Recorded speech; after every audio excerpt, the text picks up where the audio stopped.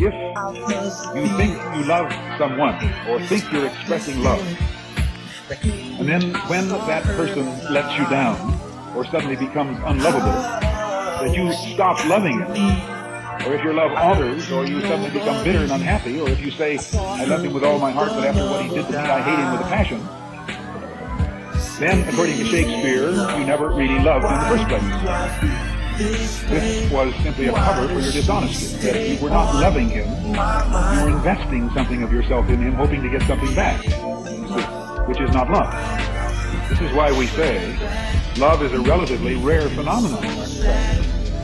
That's a rather horrible thing to say, to start out a series on love. There are an awful lot of cliches about love. Love is the greatest thing in the world. Love makes the world go round. What the world needs is love, the song sings. Love will solve all problems. And there are many people around who will say, well, dear, all you've got to do is express divine love and everything will be all right. And again, what does this mean? As Lewis Mumford says, as with peace, those who call for love the loudest often express it the least.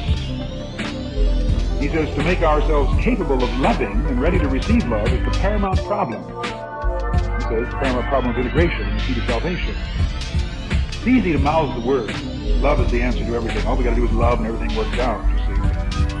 But unless we understand what love is, how it works, to talk about love as the answer, or to tell people, just love him, dear, and everything will work out, can actually promote hypocrisy and sham. Because to just tell him you love him is to try to convince him that you have a feeling for him which maybe you don't even have, which you wish you had, which you're trying to have, and you feel bad because you don't, so you tell him.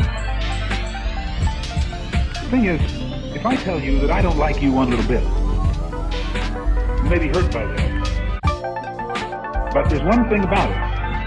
You'll have to say, at least I'm honest. Now, you may say, if you're a very loving person, well, he really doesn't dislike me that much. And that may or may not be true. But the point is, at least you have a feeling that I'm expressing what I really feel. But if I tell you I love you, dear,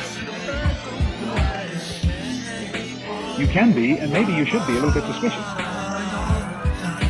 Because I may be covering up an awful lot. I may be saying, I think it's a nice thing for me to be loving to you. I should be loving. After all, in my position, I ought to be loving everybody.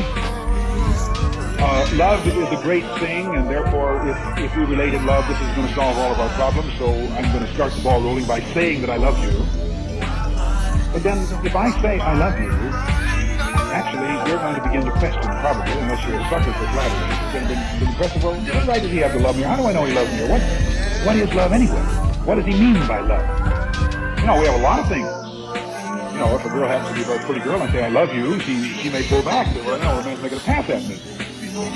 Or if I tell a man I love you, he'll say, well, you know, what is this man? Isn't he old man, you know?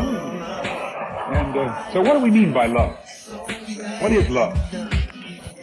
I think that it's rather interesting that so often we tend to cover over a lot of confusion, a lot of feelings of inadequacy, a lot of frustrations by simply glossing over the idea of love.